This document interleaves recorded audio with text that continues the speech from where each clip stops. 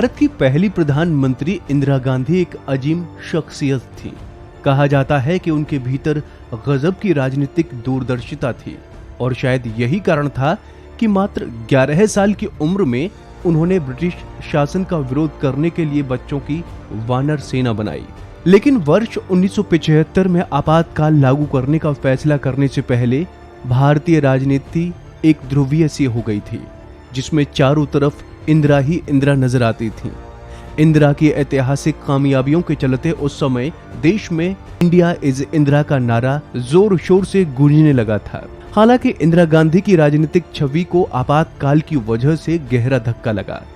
इसी का नतीजा रहा कि 1977 में देश की जनता ने उन्हें नकार दिया। हालांकि कुछ वर्षों बाद ही फिर से सत्ता में उनकी वापसी हुई।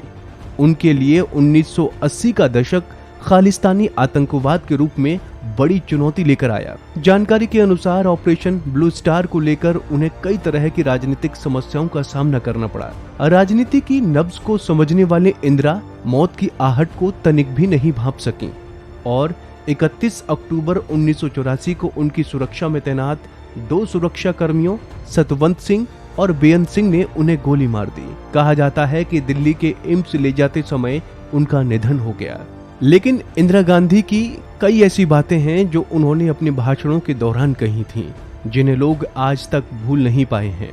हाँ, लेकिन समय समय पर उनको याद कर देश की पूर्व प्रधानमंत्री को श्रद्धांजलि जरूर देने का प्रयास करते हैं। इंदिरा गांधी ने भारत को लेकर अपने एक बयान में कहा था, विकासशील देशों की पर्यावरणीय समस्याएं अत्यधिक औद्योगिकरण का दुष्प्रभाव नहीं है, बल्कि विकास की अपर्याप्तता को दर्शाती हैं।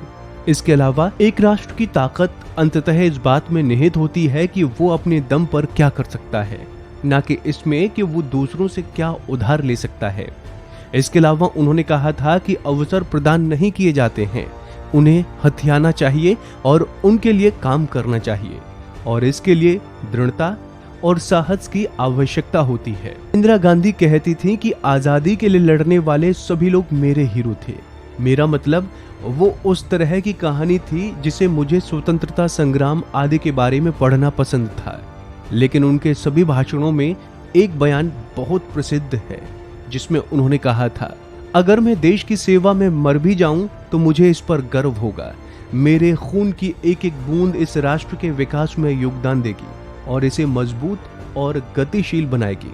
उन्होंने कहा था, लोग अपने कर्तव्यों को भूल जाते हैं लेकिन अपने अधिकारों को याद रखते हैं। तो ऐसे ही तमाम अपडेट्स के लिए आप बने रहिए वन इंडिया हिंदी के साथ।